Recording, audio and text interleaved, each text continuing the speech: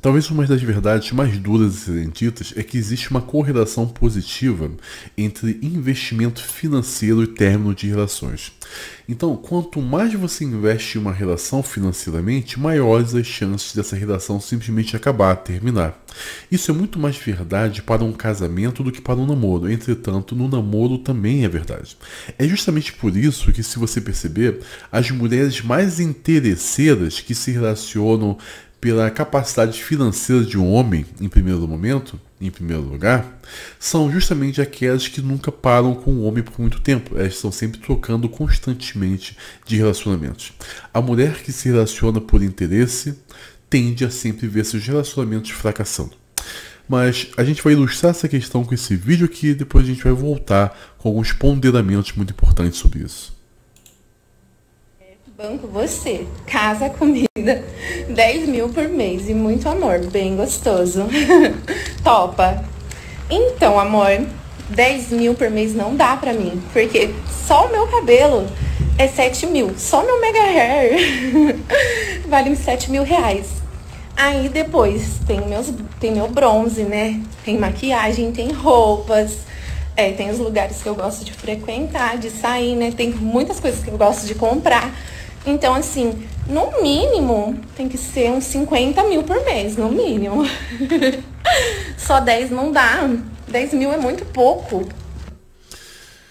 Tá muito acima da tabela FIP, mas vamos lá.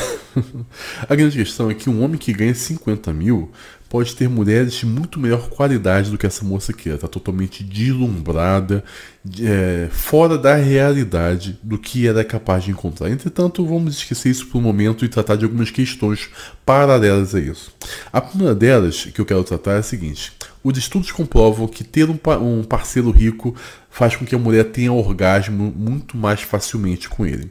Existe, tá, os estudos comprovam que existe uma progressão muito grande entre conforme um homem vai ganhando dinheiro com a capacidade desse homem dar orgasmos para a mulher. Mas isso não é uma capacidade inerente dele, mas é uma predisposição feminina a ter o orgasmo com esse homem. Alguns pesquisadores têm debatido sobre esse tema para tentar entender o que está acontecendo. E o que se percebe hoje é que o orgasmo é uma evolução adaptativa que ajuda a mulher a fazer discriminação dos homens pela qualidade deles. Por quê?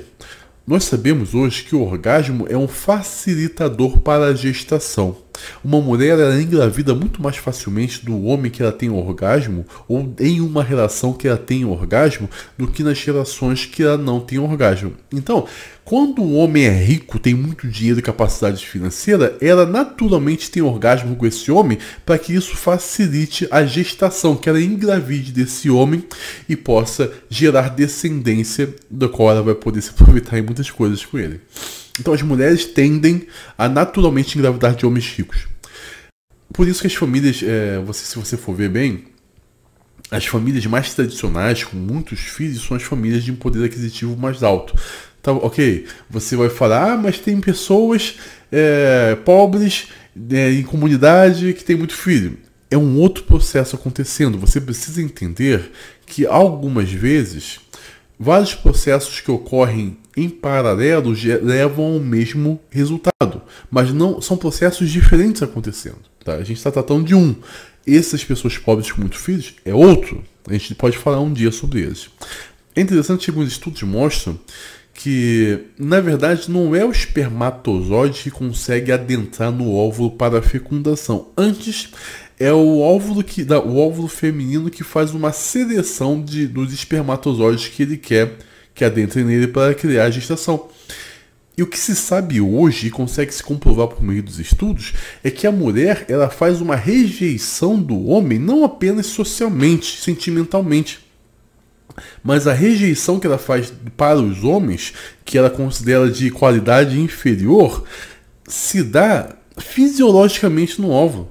O óvulo rejeita os espermatozoides de um homem de baixo valor. É por isso que você vai ter muita fraude paterna. As mulheres que têm amantes, normalmente elas têm uma facilidade muito maior de engravidar do amante do que engravidar do marido.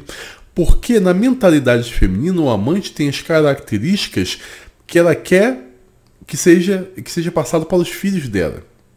E ela não vê o marido com bons olhos. Então, por isso a fraude paterna é tão alta. Nós temos estudos que mostram que 80% do... É duro falar isso, né? Mas nós temos que a fraude paterna chega a ser a 80% dos nascimentos. É uma coisa absurda, sabe? Dos exames de DNA, 80% são de fraude paterna. Então, nós temos esse problema muito grande. Entretanto, não é apenas isso. Lembra que eu comecei falando que quanto mais você gasta num relacionamento, principalmente no casamento, isso leva ao término? É exatamente isso que acontece. Eu sei que a maioria das pessoas vai ter muita dificuldade de acreditar nisso, mas isso acontece porque nos acostumamos a pensar desde cedo que o maior investimento possível levaria à duração de um casamento. Isso acontece, né? Nós temos essa imagem porque a indústria do casamento mundial ela faz de tudo para criar na cultura a ideia de que quanto mais você investe no casamento, você gasta na festa de casamento, na lua de mel e em viagens, isso estaria ligado à duração longeva de um casamento, estaria ligado ao sucesso do casamento. Entretanto, o que nós sabemos hoje é que é justamente o contrário disso. Os estudos comprovam que quanto mais você gasta na festa de casamento ou nas viagens de núpcia, lua de mel, essas coisas, maiores as probabilidades do seu relacionamento, do seu casamento simplesmente acabar em término. Uma das possíveis explicações a isso, que os pesquisadores estão tentando esclarecer, é que quando uma mulher casa pensando em quanto ela vai gastar e no quanto esse homem tem disponível para gastar, cria a ilusão de que qualquer tipo de problema no relacionamento poderá ser sublimado, passado por cima por viver uma vida de luxo, de riqueza.